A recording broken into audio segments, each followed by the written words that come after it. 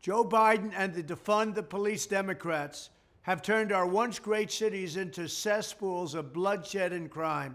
There's never been anything like it.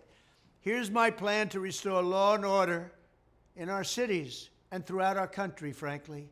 First, because police forces have been gutted by Democrats' war on police, I will sign a record investment in hiring, retention, and training for police officers nationwide. So important. This bill will also increase vital liability protections for officers because the Democrats want to take those protections away from our police because we want them to do their jobs, and we want them to do their jobs right. You can't take their protections away if you're going to have them do their jobs properly. Second, to qualify for this new funding and all other Justice Department grants, I will insist that local jurisdictions return to proven common sense policing measures, such as stop and frisk. Very simple. You stop them and you frisk them. Strictly enforcing existing gun laws against convicted felons, cracking down on the open use of illegal drugs, and cooperating with ICE to get criminal aliens off our streets and get them out of our country. Third, we will go after the radical Marxist prosecutors who are abolishing cash bail, refusing to charge crimes, and surrendering our cities to violent criminals. They have surrendered like never before. I will direct the DOJ to open civil rights investigations into radical left prosecutors' offices, such as those in Chicago, LA, and San Francisco, to determine whether they have illegally engaged in race-based enforcement of the law. I will also work with Congress to give the victims of their Marxist policies the right to sue local officials for harm and suffering, and it has been great that they have caused. If your small business is pillaged because shoplifting goes unpunished, if you're brutally attacked by a violent felon released without bail or bond, then you will be entitled to massive damages. Fourth, I will order the Department of Justice, or some people call it the Department of Injustice right now, and Homeland Security dismantle every gang, street crew, and drug network in America. Every single one of them will be dismantled. We already know where these turf wars and drug dens are. We know who the people are.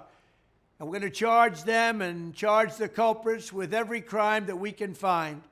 We're going to be fair, but we're going to be tough. We also need the death penalty for drug dealers. So important.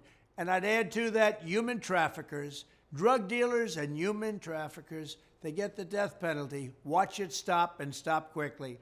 Fifth, in cities where there has been a complete breakdown of law and order, where the fundamental right of our citizens are being intolerably violated, I will not hesitate to send in federal assets, including the National Guard, until safety is restored. If Nancy Pelosi would have accepted our National Guard or our soldiers, you wouldn't have had January 6th. But she and the mayor of D.C. didn't do that. Sixth, we will end the leftist takeover of school discipline and juvenile justice. Many of these carjackers and criminals are 13, 14, and 15 years old. I will order the Education and Justice Departments to overhaul federal standards on disciplining minors, so when troubled youth are out in control, they're out on the streets and they're going wild, we will stop it. The consequences are swift, certain, and strong, and they will know that. Seventh, I will protect the right of self-defense everywhere it is under siege, and I will sign concealed carry reciprocity. Your Second Amendment does not end at the state line. In addition, I will, of course, fully secure the border, dramatically increase interior enforcement, and wage war on the cartels. We have never had a border so secure as it was just 2 years ago, and now our border is the worst anywhere in the world and possibly of all time. There's never been a country that allowed to happen what's happening in the United States right now, where millions of people are pouring across our borders. They come from mental institutions. They come from the prisons. They're all being let out so they can come into the United States. They're poisoning our country.